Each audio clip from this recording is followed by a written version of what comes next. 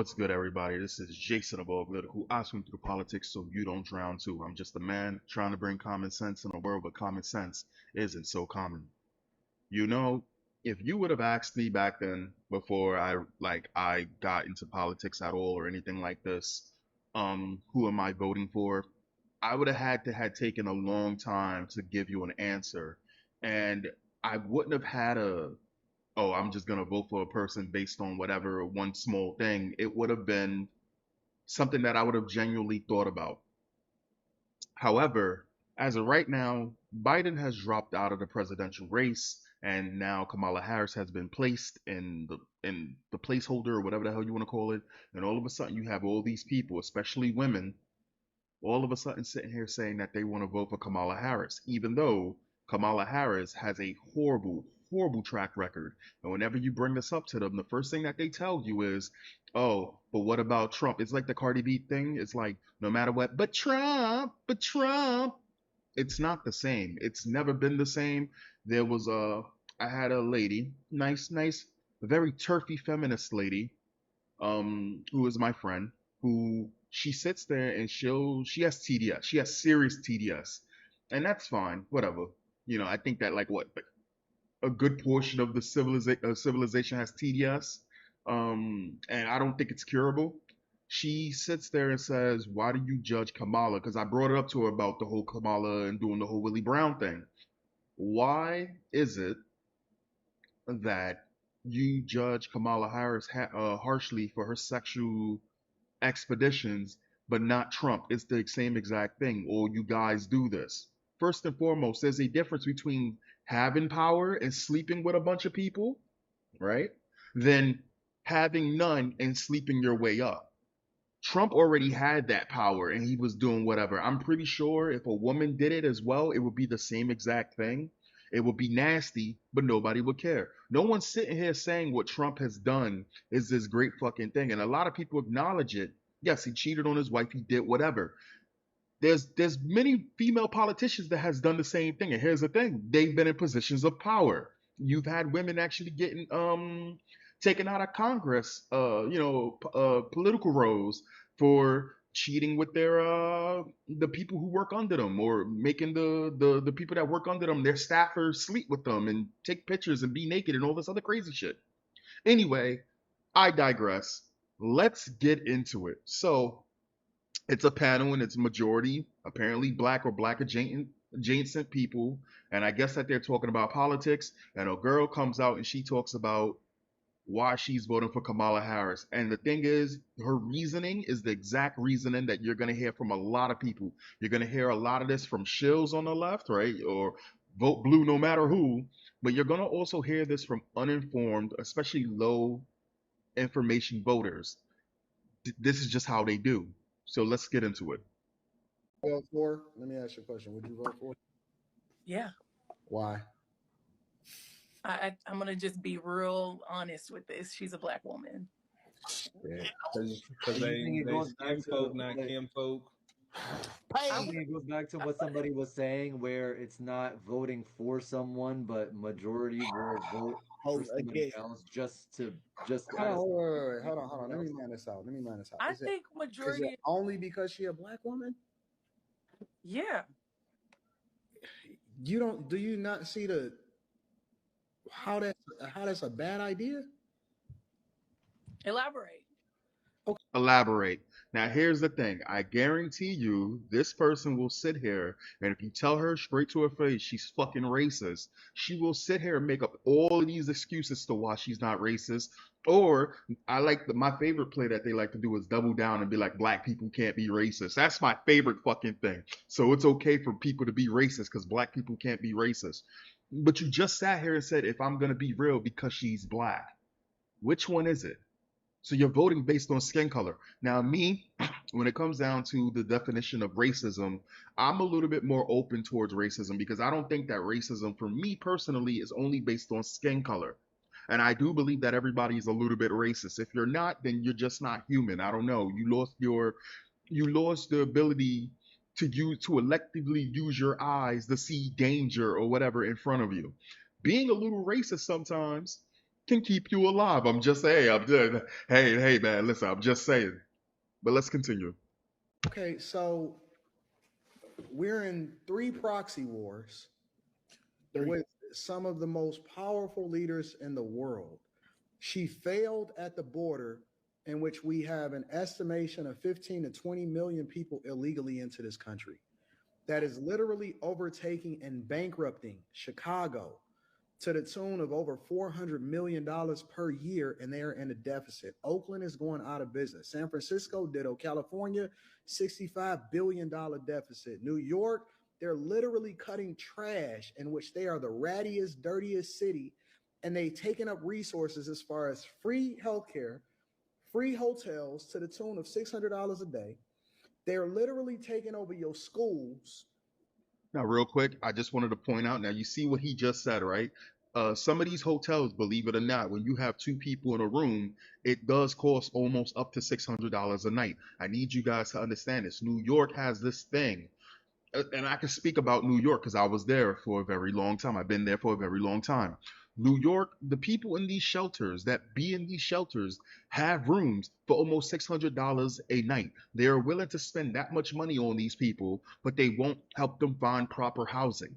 They rather have them spending up that money that you guys give them in your tax-paying money, right? They rather give that money to them to spend, put that in, to use that money up so that they can fill up some checklist, and it's a revolving door of of wasting money. Now, I'm not sitting here saying that all people in the shelter should be housed. You have a lot of mentally ill people that need to be they need to be observed for the rest of their fucking lives. That's just the case. You got a lot of people in these shelters who are career criminals who have violent outbursts. These people should not be in the public. That's how I personally feel. If I had it that way, that's the way I would put it. That's just the way I would. Yeah, I wouldn't let you be unobserved for almost 10, 10, 15 years, especially if you commit certain crimes. But the people who are in the shelters, because there's a lot of people in the shelters who work their entire times in the shelters, who are not bad people, who don't have these histories, who need a helping hand. That's what the shelters are supposed to be. They're not helping them. Instead of them being a system that is supposed to be temporary, these are long term people in these shelters because the shelters purposely make them that way. Let's continue. Your taxpayer dollars are going to fund the migrant crisis. She was supposed to be in charge of this. We have a failing economy. Every single day, I see people getting on the internet talking about $30 an hour is the new minimum wage because inflation is fucking out of control. At one point, it was at almost 10%, depending on what city that you in. She has no policy, no record to stand on. One of the biggest things that she did in her career was lock up more black men than ever before. But we sitting here and vote her in office on identity politics. The very person that she's she was under as far as the president of the United States of America, she called him racist during a debate, which shows you how fake she is. Kamala Harris is extremely vague. I'm sorry, Kamala Harris is extremely fake. In fact, Kamala Harris is not black. And I wish all of these black fucking political commentators and all these people sit here and come at me talking about it. You're not listen. I do not care if you share the same skin color as me. That does not make you black. You can probably be black adjacent or whatever the fuck, black adjacent, but you're not fucking black. That's like sitting there calling an African Afro American. It's not the fucking same. You had a lot of Brazilians sitting there and they like, oh, we're black. No, motherfucker. You were born in Brazil. You're Brazilian. You're just too stupid to learn your own goddamn language. That's on you. That's on you. We do not call Dominicans Puerto Ricans. We don't do it. They look the same in terms of skin color. Why they damn near share the same language. Why don't we call them that? Why don't we call them that? We don't do it. We don't call the Japanese Chinese or Koreans or Filipino. Why don't we do that? Because there's a reason for it. We all, listen. At the end of the day, we're all human. We all bleed red, but it comes out blue in the beginning. Listen, we're at the end of the day, we're all human, and I'm not sitting here saying anybody is better or lesser than anybody else. But there's a reason. I'm just tired of that because Kamala Harris' mother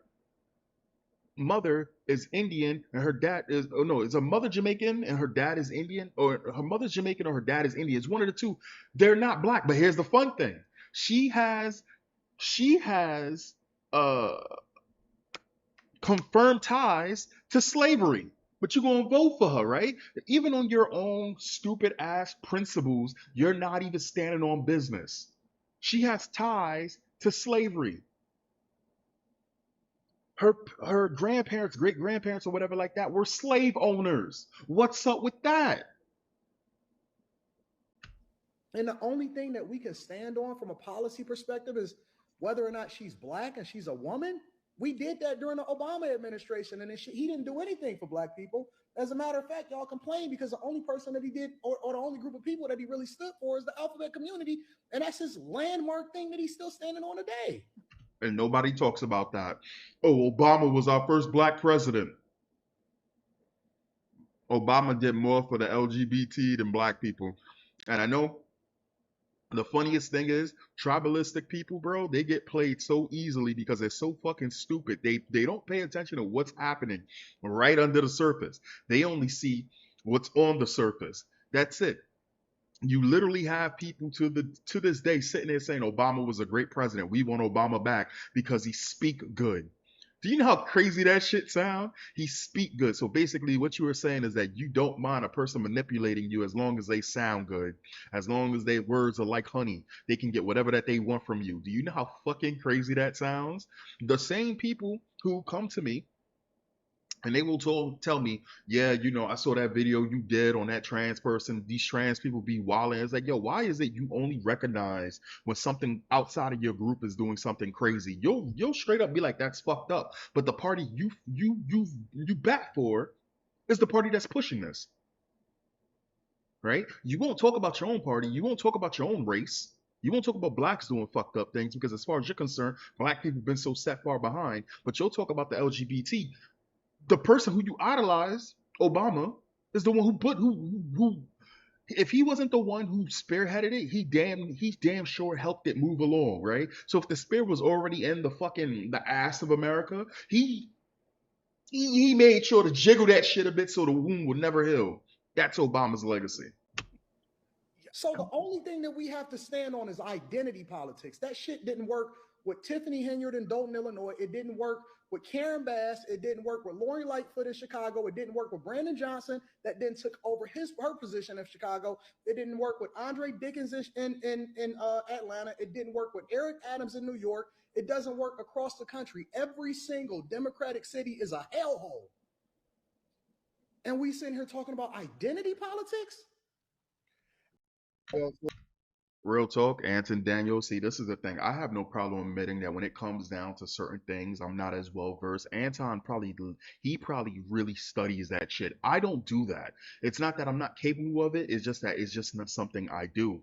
This man knows his shit. He knows his specific shit about what's going on. He probably has that stance of trying to help black people become better, I guess. And you know what? Fight the good fight. I can't do it no more. I can help here and there, but I'm so tired of trying to help, especially not just black people, just people in general. And it's like it goes in one ear and goes out the next, right? Now again, I made a comment and I think I said something like, uh, you have victor. No, what did I say? It was something along the lines of when a bunch of clucking hens, I mean women, when a bunch of clucking hens are quiet, with a bunch of ignorant clucking hens are quiet, especially a bunch of black clucking hens, you have victory.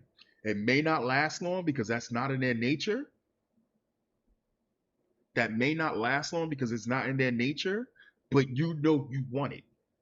This is crazy that the fact of the matter that in 2022, after getting played over and over and over again, we falling for the Kamala Harris. No, these people falling for the Kamala Harris no mix up. And here's the thing: even though they find out all of these horrible, horrible, terrible things about Kamala Harris, they will still vote based on skin color, but call you racist. Anyway, guys, I'll catch you next time. Peace.